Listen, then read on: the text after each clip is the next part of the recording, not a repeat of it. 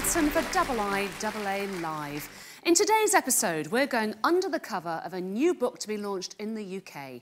Vitamin A Skin Science is the new in-depth textbook written by Dr Des Fernandes and Dr Ernst Eiselen, experts in advanced vitamin skincare therapy.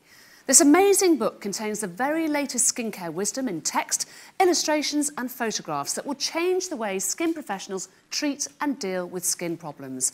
And it doesn't stop at revealing everything you need to know about vitamin A. It's packed with expert information on many of the topics we've been hearing about in the iiaa Live sessions, and plenty more. Des, congratulations on your new book about vitamin A. We have a room full of therapists and experts here today. Why would you say it's really important for all of them to be reading your book? Or perhaps you think not. Well, I certainly think that it's very important to know the principles of skincare using vitamin A. There's no doubt that it's an extremely misunderstood field, and what I've tried to do is to explain it better than it has ever been covered before in any other textbook. Well, let's talk about that, because you actually dedicate an entire chapter, don't you, to the safety of vitamin A. Just to explain a bit more about that. Why an entire chapter? Because over the years I have been questioned so intensively about the safety of vitamin A. First of all, people told me vitamin A was dangerous because it made your skin thin, and the longer you used it, the thinner your skin got. And so they were scared to use it. Next, they told me that if they were pregnant, they would get fetal abnormalities. Then other people feel that they're actually going to get intoxicated by the skin creams. So that's why I felt that I had to write out on the safety of vitamin A for average people as well as pregnant women. So do you think that we are due for a vitamin A revolution? Do you think it really is the Holy Grail? Oh yes, I think that there has to be a vast change in the minds of most doctors, first of all, on the value of vitamin A. Vitamin A is seen as one of those unfortunate little vitamins that are dangerous, but we need them. And people ascribe tiny doses, or rather they ascribe terrible effects to tiny doses of vitamin A. And so this is what needs to be corrected.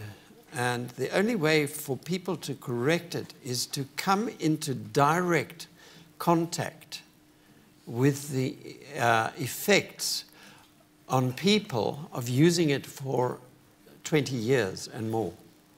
So we've reached the situation now where I believe we can powerfully start the vitamin A revolution. And for anybody that's missed it, I know that we have discussed the benefits of vitamin A today at length, but just briefly explain again why it is just so potent and why you want to spearhead this vitamin A revolution. You know, the vitamin A works in the DNA. It controls very important parts of your DNA. And so as a single molecule, I think there are very few other molecules that are so influential on DNA. But the most important thing about vitamin A, it controls growth in cells. And we all want healthy growing cells. That's the fundamentals. And you're a living example of this, of course, aren't we? Because we heard earlier on that you take very high doses of vitamin A. Yes. And look at you, 73 years old? Yes, and I'd like to point out that I now use 100 times greater doses of vitamin A per day than I used to get a retinoid reaction to, because I believe that I have an abnormality in my processing of vitamin A. I believe that maybe I wasn't born with the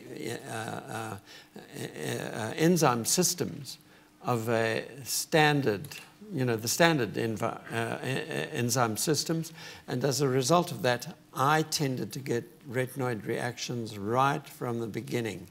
I've been through all the bad retinoid reactions myself. So I sympathize and I don't sympathize with people who experience a reaction. In my case, I knew I would get better. So you think toughen up, plough on through, push on through the reaction, because actually you'll be fine? No, I believe we should avoid it. How? By always working from the lowest dose and working up. And while we say that the higher the dose you can get to, the better, the fact is that there are some people who can't progress onto the very high doses. They'll never be able to? Yes, their enzyme systems are not permitting them to. So you should take them to the level where their skin is comfortable. Now, talk to me a little bit about, we discussed education a second ago, that you want to re-educate people about vitamin A, but talk to me about this idea that you think we should take responsibility for educating our children about vitamin A, because presumably, very young people can tolerate vitamin A as well, and you really want to get this message through. Mm. Well, I was in Japan just a short while ago, and I pointed out an anomaly to the Japanese population, because they feel that if you take more than 5,000 IUs of vitamin A, you're putting your life at risk. And then I pointed out that they give their children sweets of fish oil, which has got vitamin A and vitamin D in it. And on average, they'll give their children around about 3 to 4 sweets a day. Now, the only problem with the sweets is the sugar, because each sweet has got 4,000 IUs of vitamin A. So the average little child like this in Japan is taking about 12,000 IUs of vitamin A a day, and you've got adults worried about 5,000. So we've got this paradox. Yeah. And if we point out to people that, in fact, on a tablet, we've got to say that if you're under 12 years old in Japan, you shouldn't take vitamin A supplements. So, and there they are, they're giving it to them in these traditional fish oil sweets. What would you say is the most difficult skin condition to treat? Pigmentation, without a doubt. Why? Because I believe that pigmentation is due to solar irradiation. It's always associated with sun exposure. But we concern ourselves with UV light for pigmentation. Nobody sort of worries, what about blue light? Now, you're sitting under a tree on the beach, and you look around you, and you see the blue sky, and you're in the shade, and you think, oh, I'm protecting my pigmentation. But are you? Because if you can see blue sky, you're being irradiated by it. It's getting at least to your eyes and everything below it. And our pigment marks generally are below, but not always, because here is another common area. And people, aren't protecting enough, because it's, frankly, almost impossible to do that. Really? So pigmentation is going to be the most difficult thing to reverse? Yes. Well, I was at a conference where the main topic of the one session was pigmentation. And before the session started, the chairman got up and said, well, ladies and gentlemen, I hope you all agree there is no treatment for melasma. We just have ways to lighten it temporarily, and sometimes it makes some degree of lightening, but if you're prepared to spend the money and if on the machines, and the patient is prepared to spend the money on the treatments, then that's okay. But actually, everybody should be informed there is no cure for pigmentation. Des, can you just give me an idea of what the ideal skincare regime would be for somebody in their early 20s compared to somebody in their 50s, say? Would it be radically different? I think it would be different in the way that what you would use as ancillary products. Where I made a mistake in the very early phases was that I thought little children need low doses of vitamin A, and adults need high doses of vitamin A because the sun damage is more severe with them. But the fact is that the sun is indiscriminate. When it hits a square centimeter of skin, it does the same damage. If you're 5 years old, or you're 20 years old, or you're 30 years old, you're going to get the same amount of damage, but of course you would have had accumulated damage.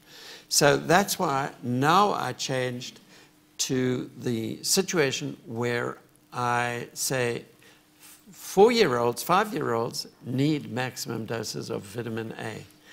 And of course they can tolerate it. Yes, and I think there are people in this audience who have children under the age of 6 who are on highest levels of AVSD. So a few of them have come and told me about this, and I also know it from many other people around the world. And that's what I believe. These children are probably going to be in a situation in, say, 20, 30, 40 years' time where they will be showing very much less photo damage than we've seen in the past. And just tell me something about the importance of various plant-based extracts in your products.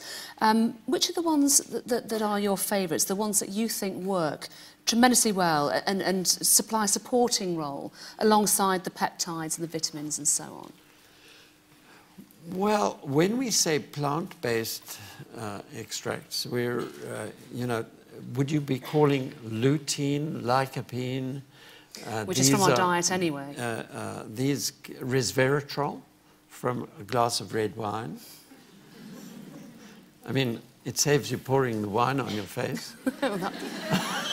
I've been there a few times, Des.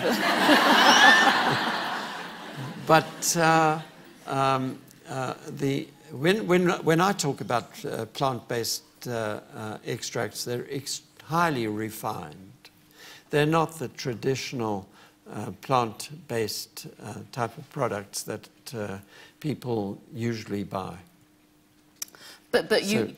So I believe that nature has enormous benefits for us because, frankly, plants, animals, algae, corals have been exposed to the sun for millions of years, and they've all had to adapt to it because the sun damages everything. There is nothing that is resistant to UV ray or sun rays. So they have made adaptive molecules. That's how they've survived, how they've evolved over these millions of years. And so in nature, we have an enormous wealth of molecules that we need to research and to find out more about and use their beneficial properties. Dr. Des, thank you very much indeed, the pioneer of the vitamin A revolution. Thank you. Thank you.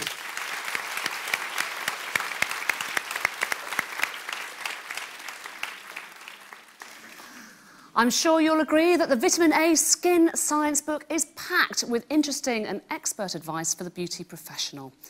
Please join us for the next edition of iiaa Live for some more cutting-edge information.